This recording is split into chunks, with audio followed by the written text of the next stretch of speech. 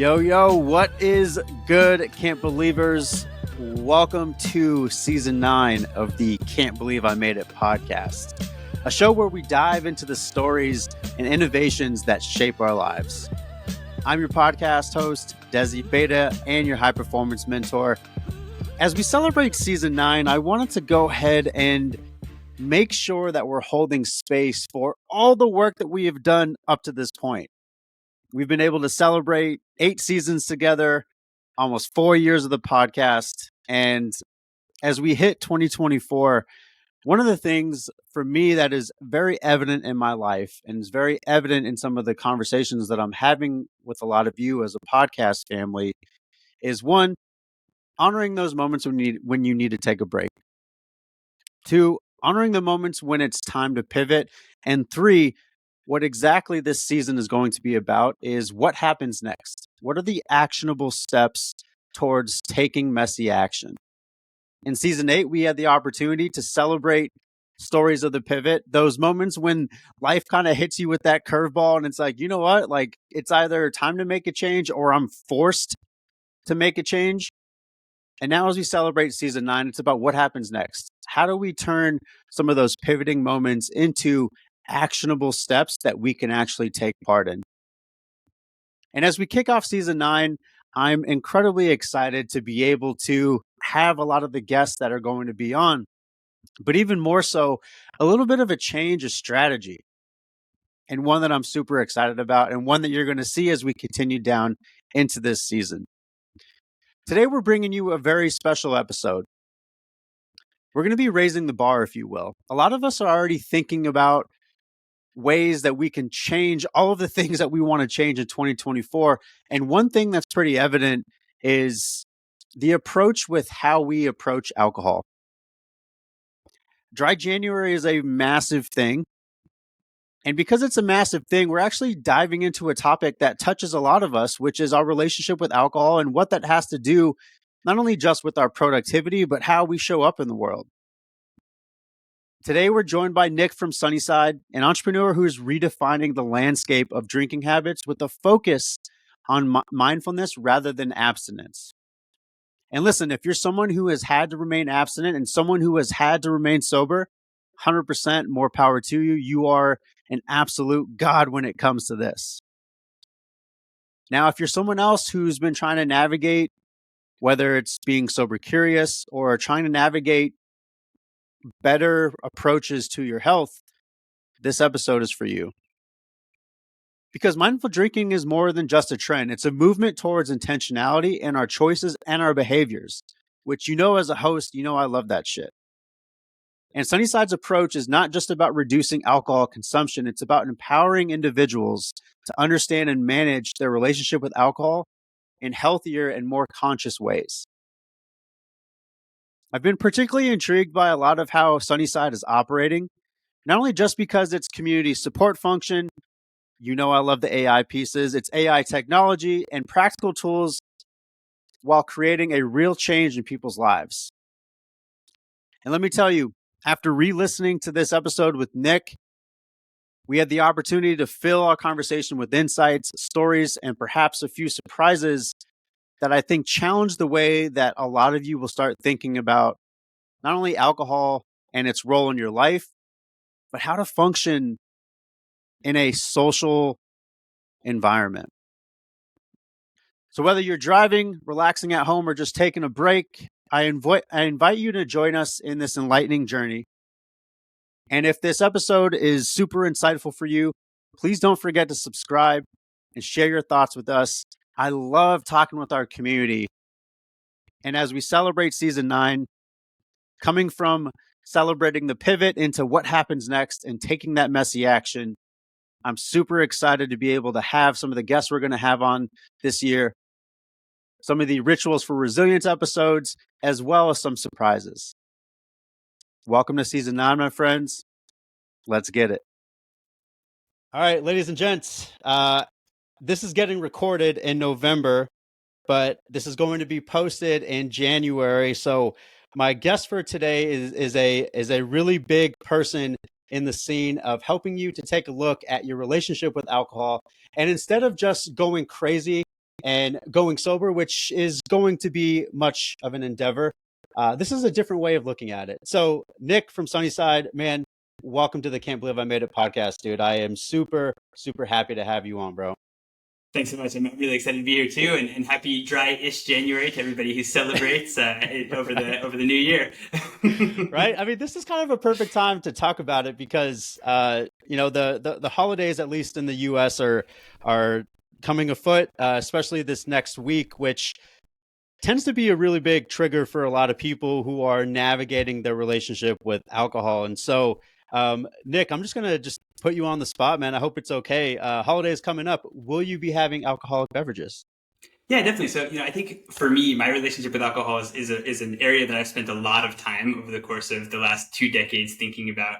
And where I am right now with my drinking is that, I've found a place where I feel that alcohol is a largely positive part of my life. I'm pretty intentional about when and how much I drink.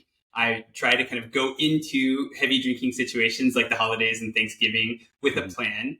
And that's, for the most part, has helped me to kind of stay on top of a relationship with alcohol that I feel good about.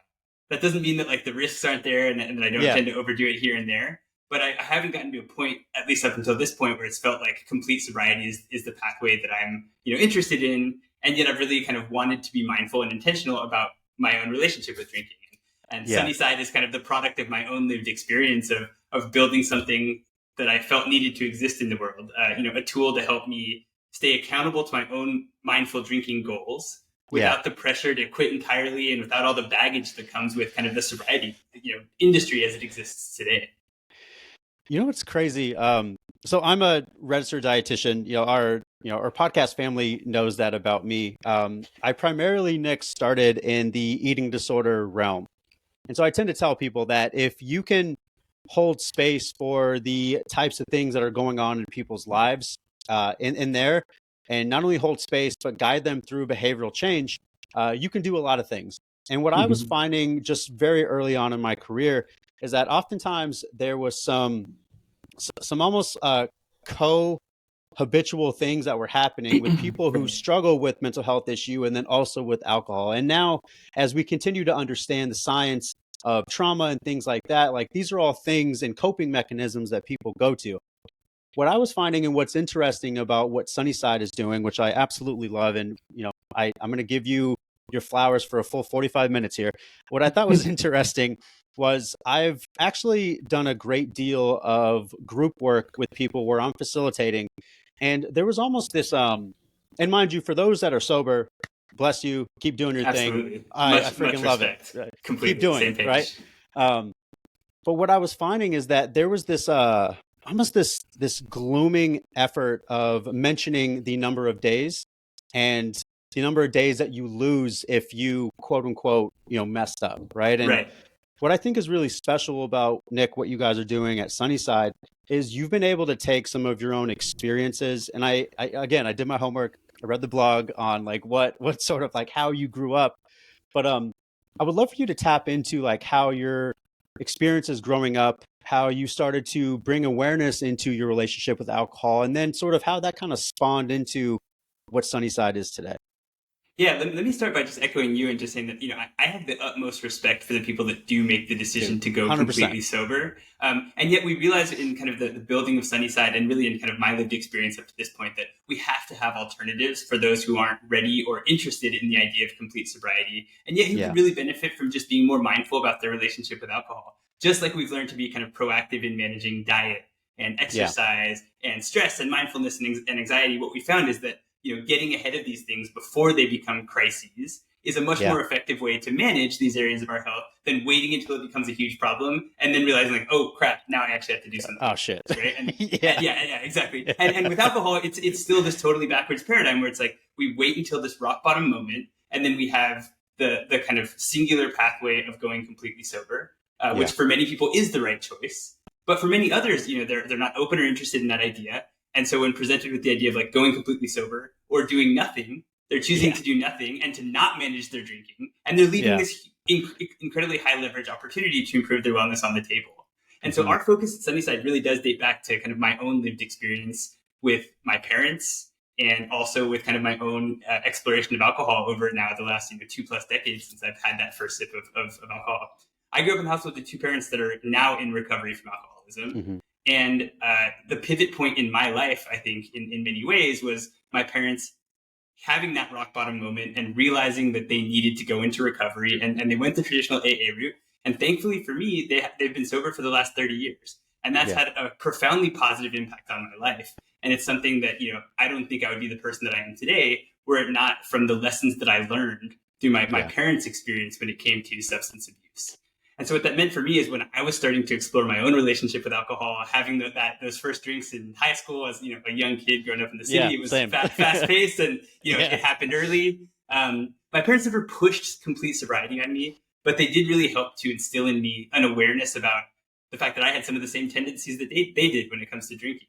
I know that if I'm not being thoughtful about my consumption, it can catch up with me pretty quickly. And I still, to this day, have a hard time finding the off switch sometimes when I start drinking, right? Yeah. And so having the learned experience of my parents as a backdrop for my own exploration around drinking helped me to, with lots of ups and downs along the way, but helped me to kind of stay mindful about my own relationship, and ultimately led me to the founding of Sunnyside and the building of this tool, which I believe is kind of the last system that I feel like I'll ever need for managing my own relationship with alcohol in a positive and proactive way. Yeah. Before I hit the rock bottom moment, preventing me from hitting that rock bottom moment in the future, right? If all goes well.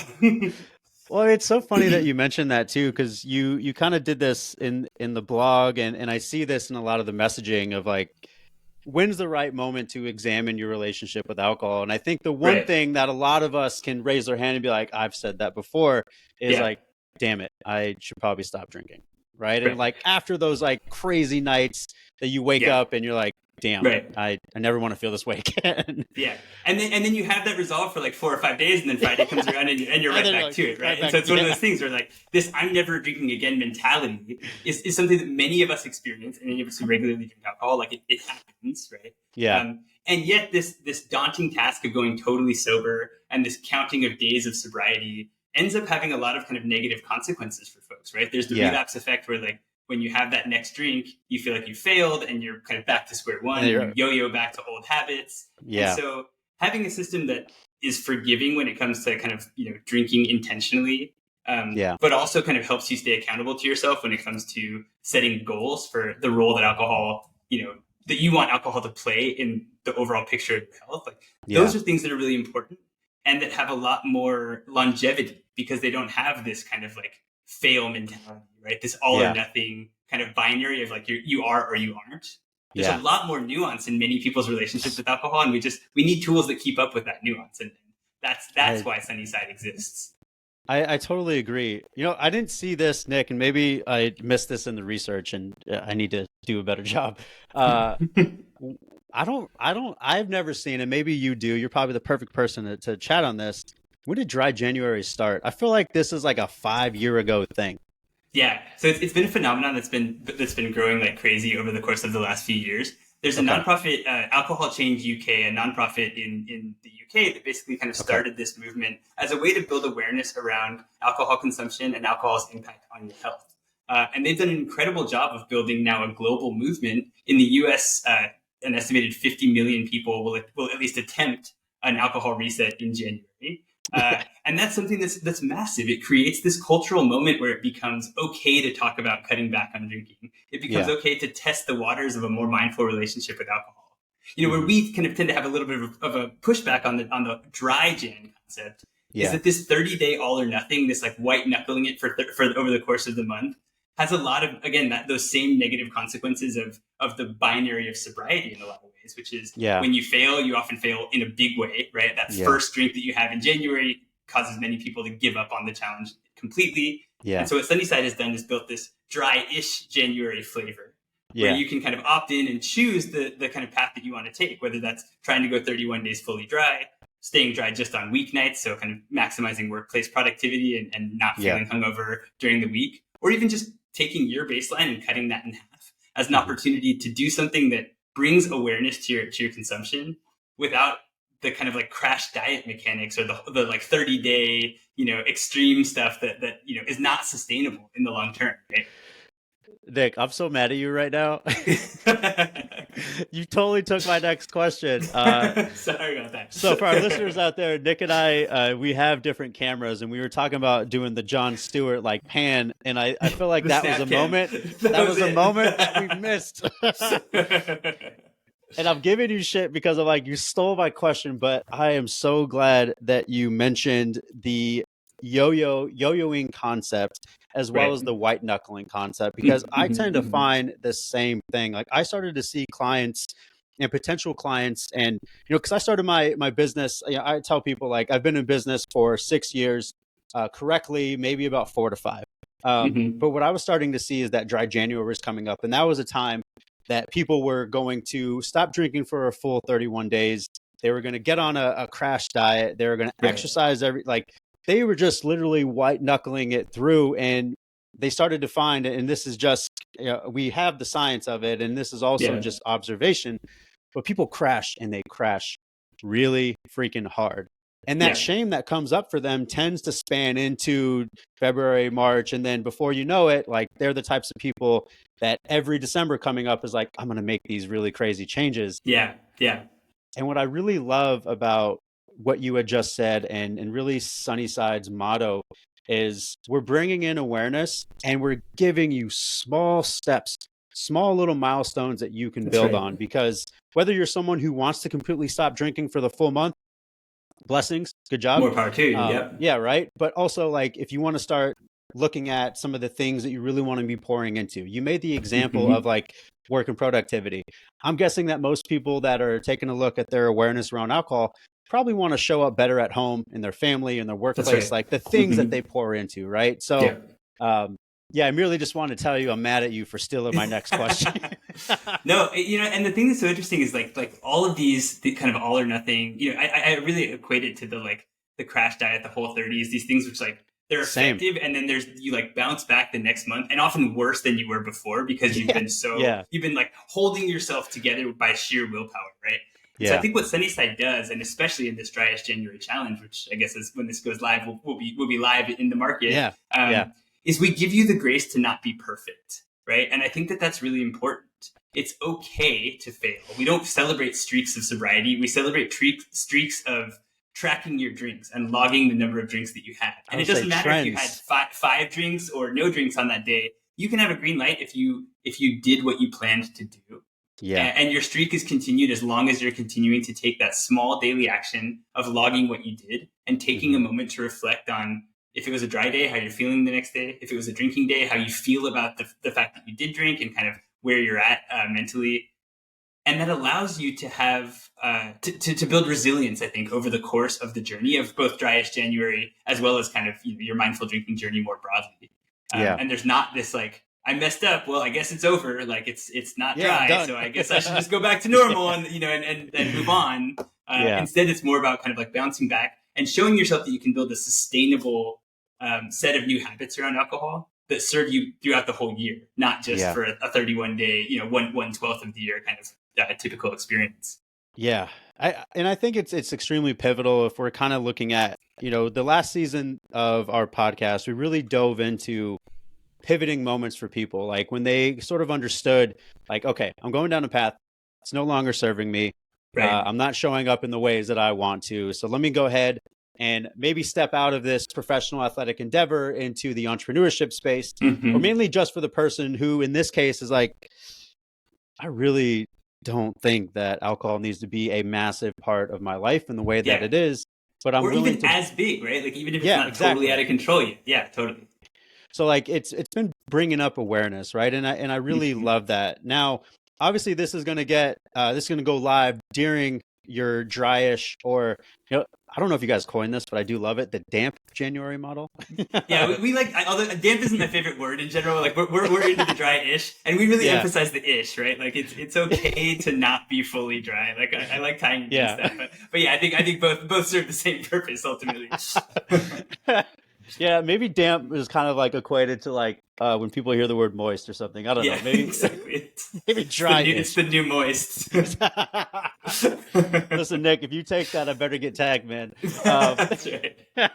So obviously, this is going to go live in January. I'm guessing you guys are probably going to be doing a study. So I don't want to put you on the spot, but just in case you don't have like the metrics memorized, Nadia did send me some statistics that I thought were really, really Cool. interesting and relative. So before I even dive into those, what has been the most memorable thing going through this process and seeing other people's success stories, or maybe just noticing a trend that you were like, oh shit? Yeah. Yeah. I mean, I think the thing that's so interesting for us, which is really validating of this kind of initial concept and idea that we built Sunnyside around, is there are so many people that are telling us that, like, this is what I've been waiting for to get started on the path to more mindful drinking, right? Like, I tried sobriety, or maybe I didn't try sobriety, but I've had this inkling that I've wanted to make a change to my drinking habits.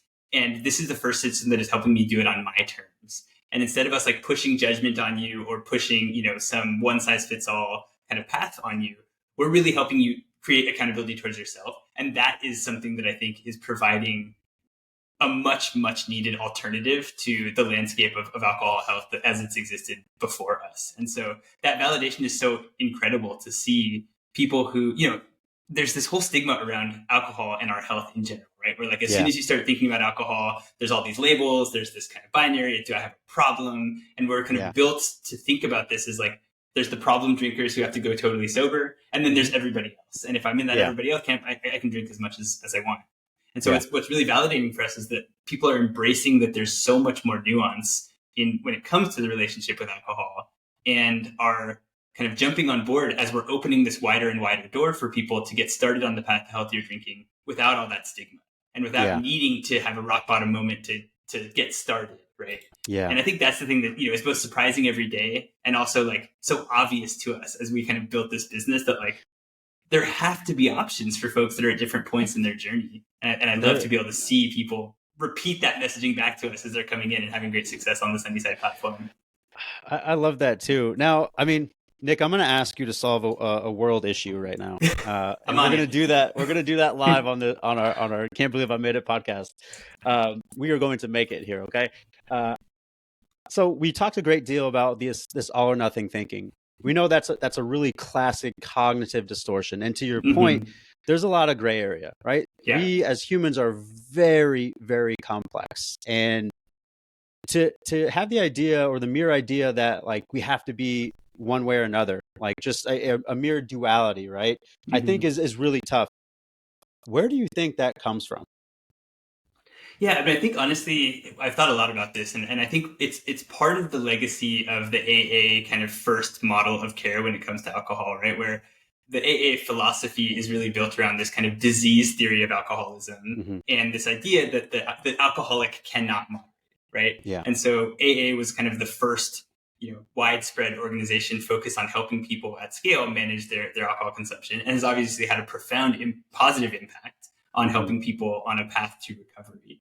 And yet it's created this kind of us versus them mentality in many ways, with like the alcoholic and everybody else. And this understanding of the alcoholic as a disease is a little bit of kind of a self-fulfilling prophecy, I think, where again, coming from the place of utmost respect for AA and all the impact that it's had on my own life and broadly, I think it has some kind of negative externalities and negative consequences that we're only now starting to realize.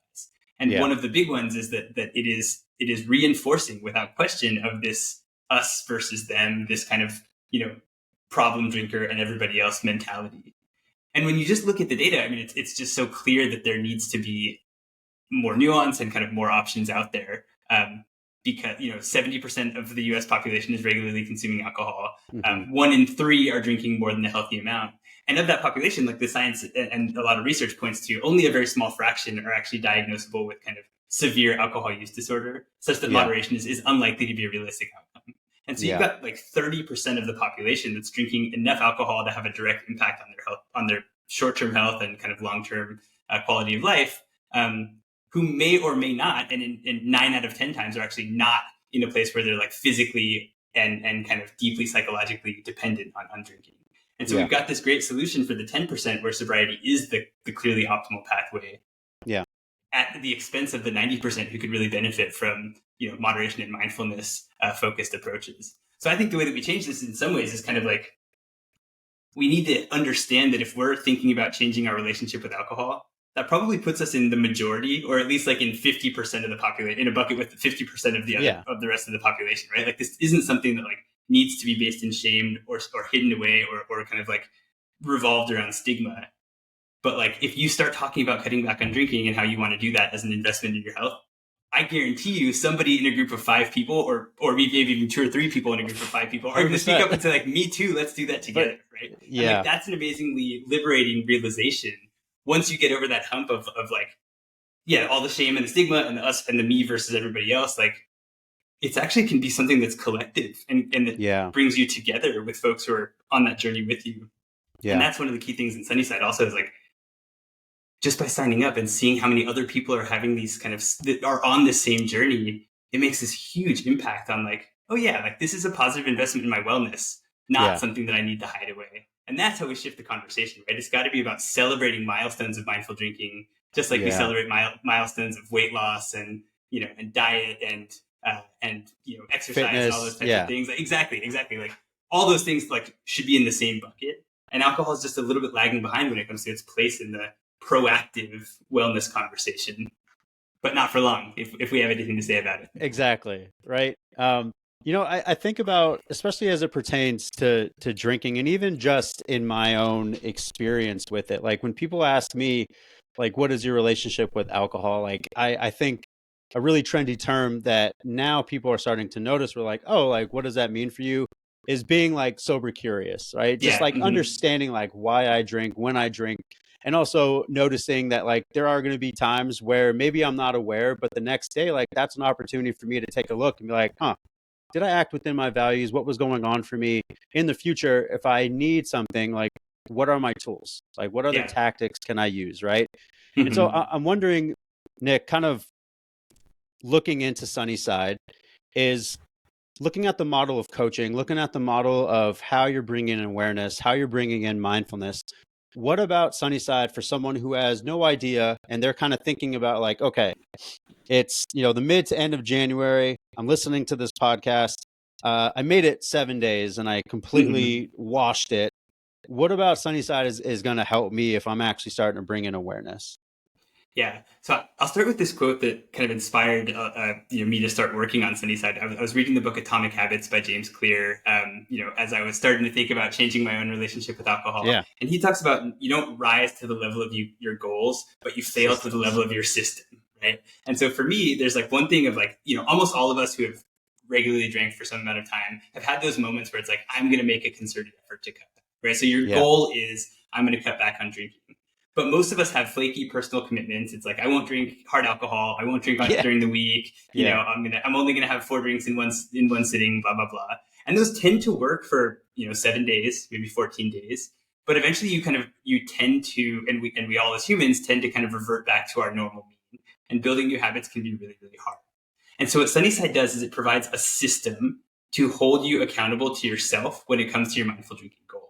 And that system is impervious to your own willpower, right? So you may have times when you're feeling really gung-ho and ready to go nail it, and times when you had a really hard day, your willpower is depleted, and like it's a really hard choice to say like to say no to that glass of wine or that beer at the end of the day, right? Yeah. But when you've got the system of Sunnyside in place, you've got someone else who's helping you be reminded of those goals, again, without kind of pressure or judgment. So I think that's one thing, is just like having the system makes a really big difference. Now, in terms 100%. Of the way that the system works, for us, the core experience of Sunnyside is about upfront planning and then daily nudges to kind of help you stay accountable to that plan. Cues. So our Sunnyside members, like, yeah, exactly. Daily nudges, daily cues that kind of really just like remind you of your intention that you set for yourself. Yeah. And then we kind of step in to help you stay on top of those goals over time. But the planning part is so important. Right? So like every Sunday, Sunnyside members sit down, they look back at their previous week and reflect on how things went, and they look forward for their upcoming week. And they set a plan for themselves, right? So that might look like, I'm not going to drink Sunday through Thursday, but I know I've got, dinner out with friends on Friday, so I'm going to give myself a 2-drink limit for Friday. And then Saturday, maybe I'll give myself a 4-drink limit if I've got some big plans. And so you're basically kind of setting an intention that doesn't require total abstinence, right? It's not about a sober streak. It's not about all zeros. It's about setting targets and limits for yourself that we can then work with you to stay accountable to. So then come Friday, you've planned to drink. Instead of us saying like, hey, you shouldn't drink today, we say, hey, you planned for a drinking day for a target of 2 drinks. Like, let's work together to stay on top of that goal. And let's engage so that after you have that first one, you're pausing, you're reflecting, you're thinking about it, you're being intentional about that next one, and then you're putting the brakes on, right? Yeah. And we're there to kind of help you at each of those points along the journey, to stay accountable to yourself. And so, planning, daily nudges and tracking, and then, human coaching available via text message. So you can text us when you need a little extra nudge. Like, hey, I'm thinking about that third one. What should I do? We're there to help. Right. Yeah. And that makes a huge difference, just knowing that you have someone there to kind of, again, like be a non-judgmental enforcer of your own accountability and be that system of record, the last system you'll ever need for building a healthier relationship with alcohol. Yeah. So if you've ever done one of those things of like, I'm not drinking hard alcohol, I'm not doing this, I'm not doing this on a hungover morning for most people, like Sunnyside is right there waiting for you, and we'll help you not have that kind of bounce back moment again. Yeah.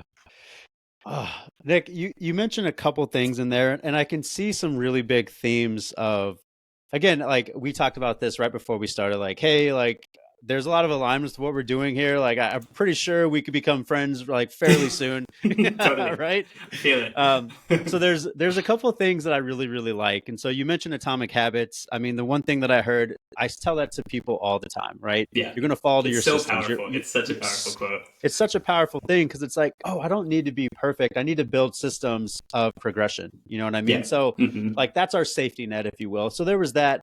The other piece that I really love is on Sunday, you mentioned that there's an opportunity for them to measure backwards, right? Like what happened? What do I need going forward? So there's those pieces. Now, I don't know, Nick, if I would assume that you do, but if you don't, that's okay. I will have to do some resource sharing after we're done here. So Brené Brown, shame researcher, has a really big TED Talk. And the one thing, and I have used this for so many years because it's such a really powerful analogy. So the saying or the quote goes, in order to grow shame, let's say you're growing shame in a petri dish, it needs one of three things to grow. So silence, judgment, and solitude.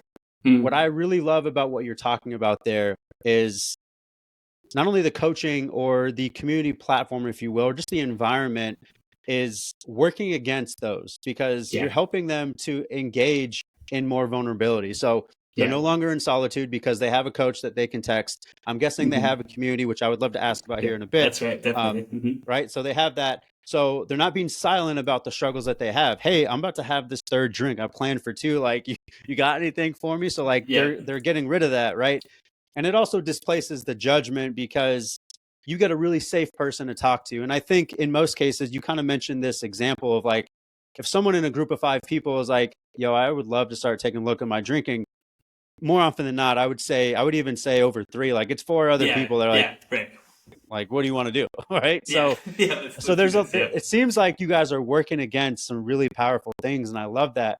I would love to tap into the community piece. I don't know if inside of the community, there's anonymity being practiced or if or what that looks like. So again, we're looking at our podcast family and whoever's going to be listening to this that are thinking about that are like, oh, do I got to like share all my shit right now? Like, I don't know these people. Like describe the community to us. Yeah, so we think of community in a few different kind of flavors within Sunnyside, but the primary community is connecting with other members who are on the journey in an anonymous way, right? There's no need to identify anything about yourself outside of, sharing a little bit about kind of like your demographics of who you are, in a totally anonymized way.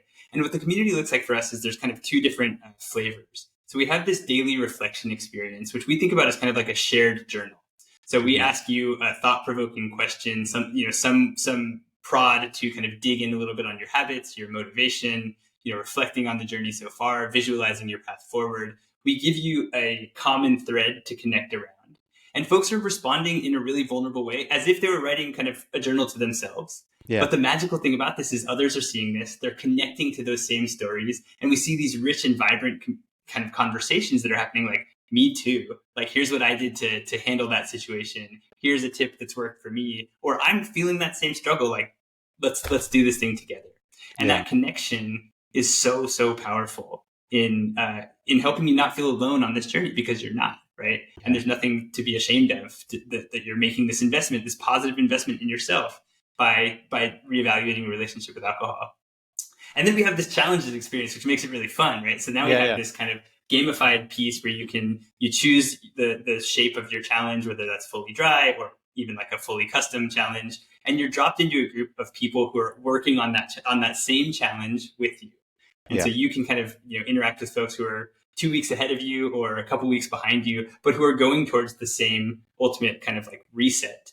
Yeah. And you have that shared context of like, I know that I'm doing this with hundreds or thousands of other people, and that is accountability in itself, kind of helping drive me forward and helping me kind of take it one day at a time to do my best, right? And you also see, by the way, that like not everyone's got a green bar, right? Not everybody's 100% on track. There's lots of red, there's lots of yellow in there.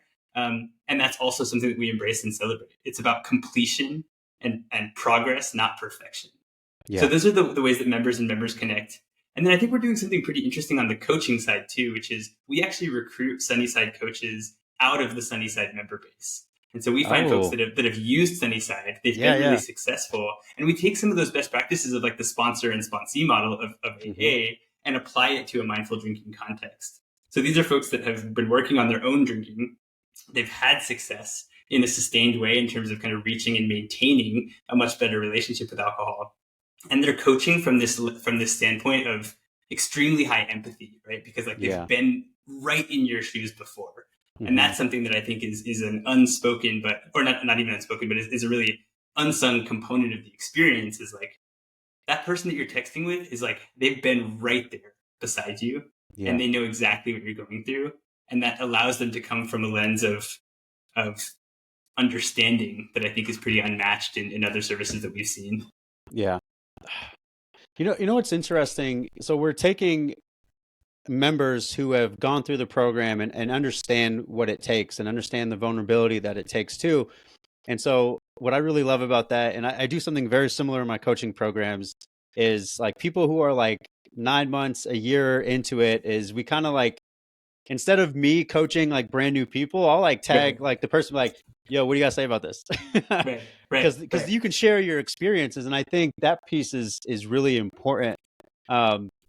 Nick, we just did a 4-part series. Obviously AI is a really sexy thing and it's starting to become the new thing.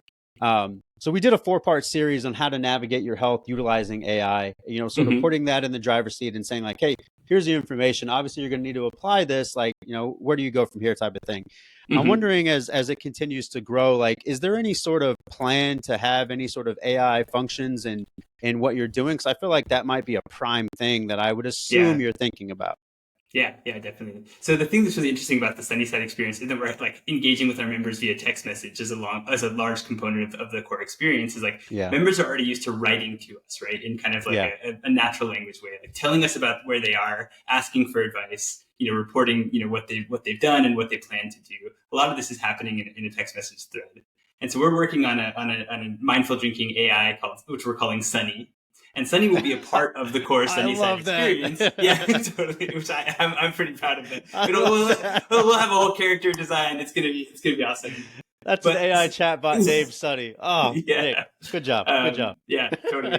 But Sunny is going to be basically an assistant coach, right? So it doesn't mean that we replace the human to human part of the connection, because I think that you can't be successful on this journey without other humans in your court. But what Sunny will be able to do is better understand, your full journey from a data context, right? We'll be able to know kind of where you started, where you are now, and kind of react and help you identify patterns and make recommendations based on kind of the journey that you've been on individually. And I think that the AI can do that better than a human coach in some ways, because the human coach just can't grok all that information, as quickly or as effectively. And where Sunny can also be effective is like, our coaches are online 7 days a week, 11 hours a day, but they're not online at like, 2 a.m. Right? Yeah. And so if you're needing a little bit of support in an off hour, or when our queue is really busy and coaches are going to take a little bit longer to respond, Sunny can step into those conversations and obviously identify itself as an AI. We're not going to try and like fool you into that you're talking to a person. Yeah. But can kind of be there when you need them, when there's kind of gaps in our coverage. And so in a lot of ways, I think that Sunny becomes a way to augment the human coaches within the platform, and to deliver kind of a more deeply personalized experience over time. So AI will definitely play a big part in the future of Sunnyside, but a part. We're not going to just kind of become an AI company and tell just kind of be interacting with the machine only and all that kind of stuff. Like, I think that the humanity of the experience is something that we're really proud of, and I think really makes us different, honestly. Yeah. No, I definitely would echo that. I think that this can be a complement to a lot of the work that you're doing, but the human component, like we as human beings, we crave connection, and I don't think that'll ever leave, regardless Yeah. of how this continues to grow. So I love that you're already thinking about that. I love the name. I mean, I already cheered that.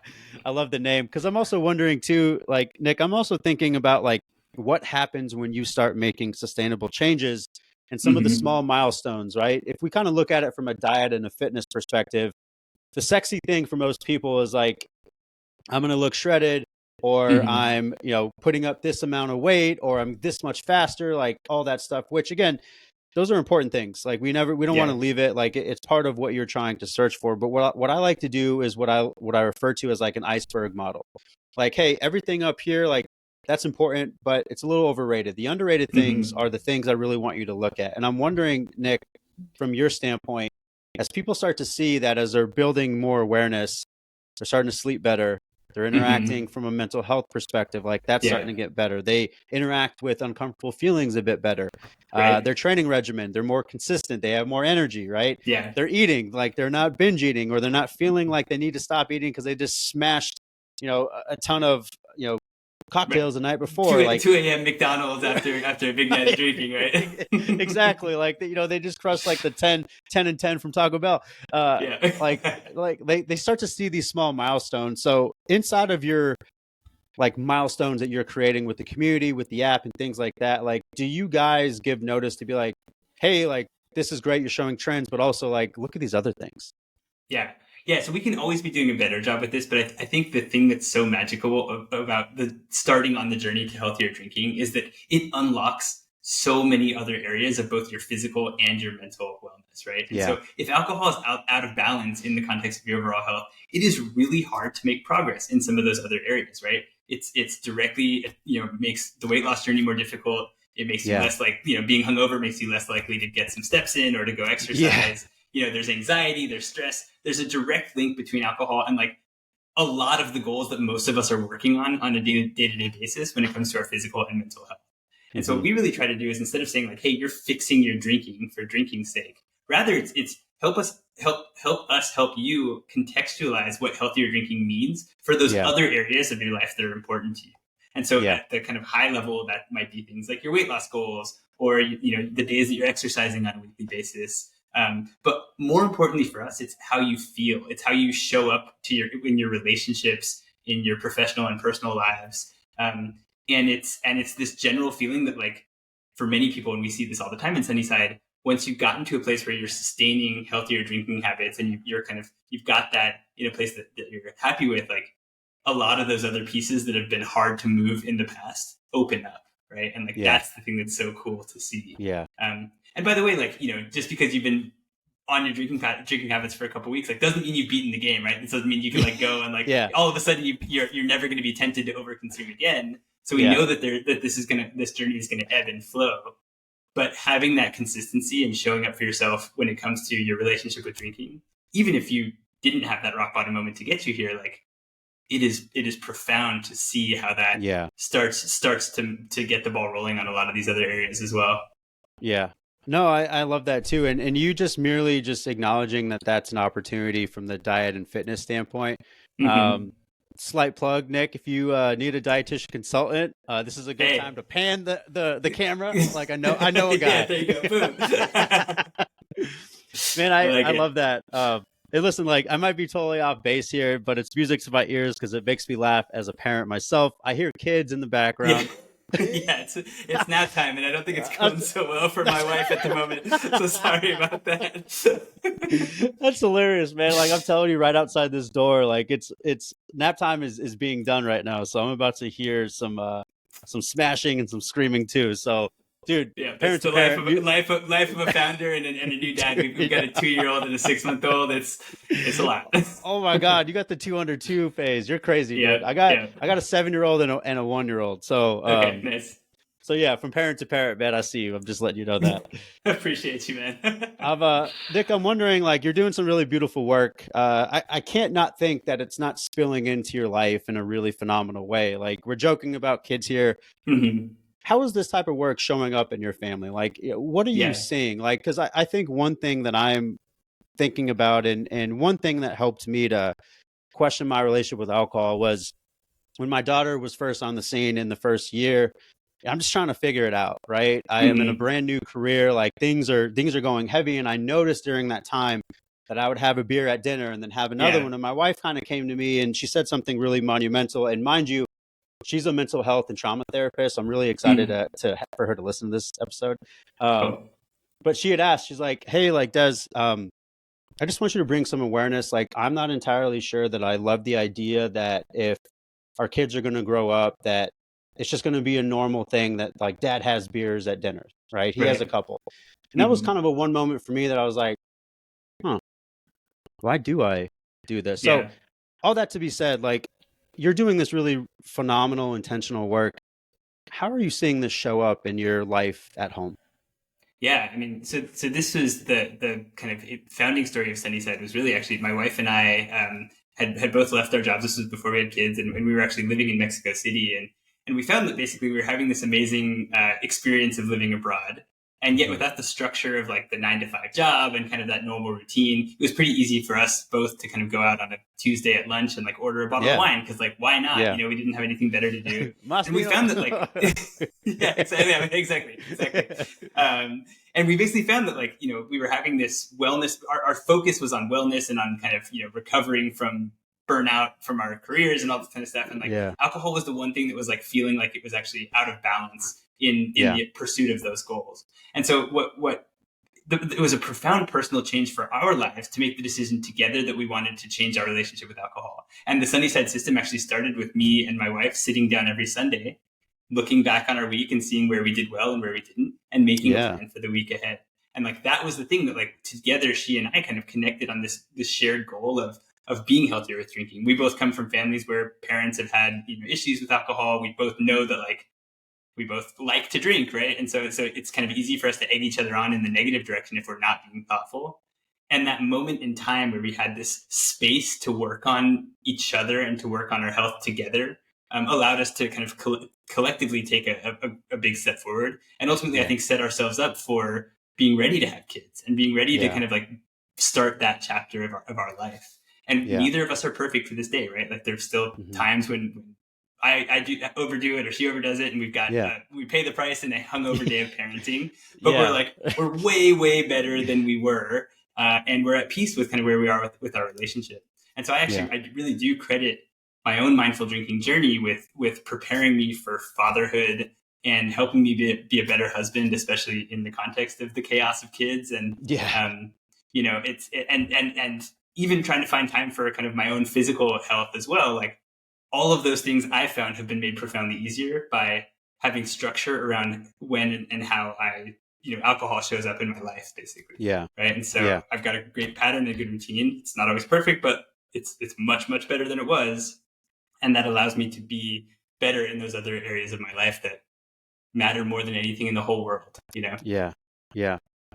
No, I can imagine, and I know this just in my life, whether it's this podcast, whether it's coaching programs that I have, just the messaging, the branding. I know that it really holds me accountable to doing what I say other people should be doing, essentially. So Yeah, right. It's I can the coaching imagine thing it has does its that own for you. effects. Yeah, Yeah. and for other Sunnyside members, right? Like that's part of the peer coaching program that's so cool. Is like Yeah. when you start to teach and you start to kind of like be someone who is looked up to and setting that example. It also really helps to like solidify mindful drinking or kind of a broader health goal as part of your identity instead of just something you're doing, right? Exactly. Exactly. Well, Nick, I know you got to get to nap time, man. My kid, dude, literally, like I think I just manifested my 1-year-old losing his shit. So he's outside losing his shit right now as I'm hearing it. Man, so I definitely appreciate you taking the time. I know that this was just a random, like, hey, you got a fan or a podcast host who wants to have you on, man. I appreciate you coming on. I told you that we didn't pre-script questions, but anytime that I do have a guest on, I always like, hey, I appreciate your time. I do like to ask them the same two questions. So I do want to end there so that you can get to nap time. So obviously this is the Can't Believe I Made It podcast. So the big question for you, Nick, is have you made it? And if not, what does making it look like in your current stage of life right now? Oh, that's a good one.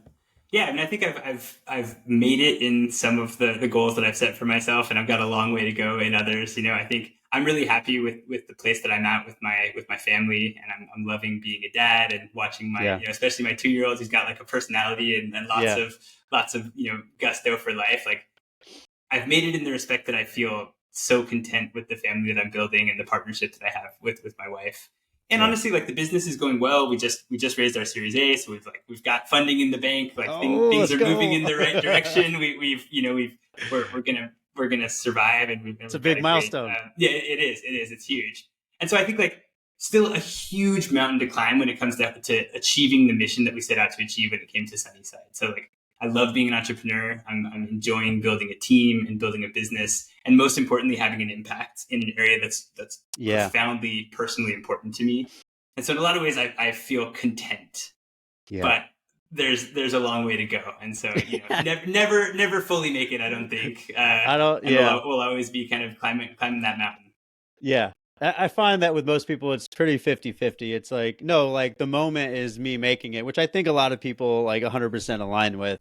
But I'm like you, or it's like, I think that I have made it to some extent, but like I got things that I'm still trying to imagine and map out. So like I'm still going, right? So and if you really believe that you fully made it, like what else is there to do, right? So you never really make it, I think, right? It's gotta keep striving.